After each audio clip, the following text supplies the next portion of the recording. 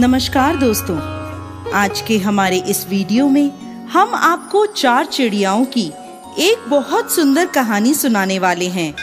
एक समय की बात है, 4 चिड़ियाएं एक पेड़ पर रहती थीं। वो एक दूसरे की पक्की सहेली थीं।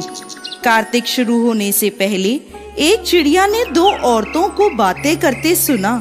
वो औरतें कार्तिक माह के व्रत, फल और नियम की चर्चा कर रही थी। चिड़िया को सुनकर बहुत अच्छा लगा।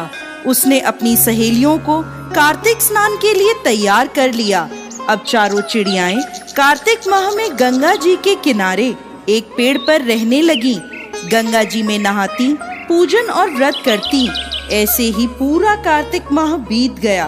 प्रतिपदा के दिन उन्होंने खिचड़ी बनाने के लिए घी, दाल और चावल इकट्ठे किए और खिचड़ी बनाई। फिर सब नहाने चली गईं। पहले एक चिड़िया नहाकर आई। उसे बहुत तेज भूख लगी थी। उसने खिचड़ी की भाप खा ली और सो गई। फिर दूसरी चिड़िया आई। उसे भी नहाने के बाद बहुत भूख लगी थी। उसने खिचड़ी का पानी पिया और सो गई। अब तीसरी चिड़िया आई। उसे भी अब बहुत तेज भूख लगी थी। उसने खिचड़ी खा ली और वो भी दोनों चिड़ियाओं के साथ सो गई। अब जब चौथी चिड़िया आई तो उसने देखा तीनों चिड़ियाएं सो रही हैं। उसे लगा ये तो खिचड़ी खाकर सो गई हैं। उसने खिचड़ी की खुरचन खाई और वो भी सो गई। उसी शाम देवलोक से तूफान आया और वो चारों चिड़ियाएं मर गई। अगले जन्म में जिस चिड़िया ने भाप खाई थी वो राजा के घर राजकुमारी बनी। जिस चिड़िया ने खिचड़ी का पानी पिया था वो कुम्हार के घर पैदा हुई। जिस चिड़िया ने खिचड़ी खाई थी उसने ब्राह्मण के घर जन्म लिया और जिस चिड़िया ने खुरचन खाई थी वो राजा के घर हथनी बनी। कुम्हार की लड़की राजा के महल में दासी बन गई और ब्राह्मण की लड़की राजकुमारी की सहेली बनी। राजकुमारी को अपने पिछले जन्म की सब बातें याद थी।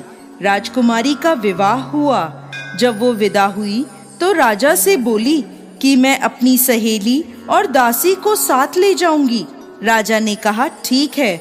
राजकुमारी फिर बोली मैं इस हथनी को भी साथ लेकर जाऊंगी। राजा ने सैनिकों से कहा हथनी को ले आओ, पर हथनी उठी ही नहीं। तो राजकुमारी ने हथनी के कान में जाकर अपने पिछले जन्म की सारी बात कही तो हथनी खड़ी हो गई। ये देखकर वो राजकुमार जो राजकुमारी को ब्याहने आया था बोला तुमने इसके कान में क्या कहा कि यह तुरंत खड़ी हो गई? मुझे बताओ तुम कौन हो?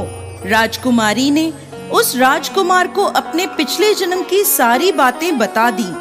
राजकुमार बोला कि कार्तिक नहाने का इतना फल होता है कि चिड़िया को मनुष्य की योनि मिल जाए, तो हम भी इस वर्ष जोड़े से कार्तिक स्नान करेंगे और खूब दान पुण्य करेंगे। राजकुमार और राजकुमारी ने जोड़े से कार्तिक स्नान किया, जिसके फलस्वरूप इस लोक के सुखों को भोगते हुए अंत में उन्हें वैकुंठ की प्राप्ति हुई। हे ठाकुर जी महाराज, जैसे राजकुमार और राजकुमारी को वैकुंठ का वास दिया, इस कहानी को कहते, सुनते और हुंकार भरते सभी पर अपनी कृपा करना। बोलिए कार्तिक महाराज की जय।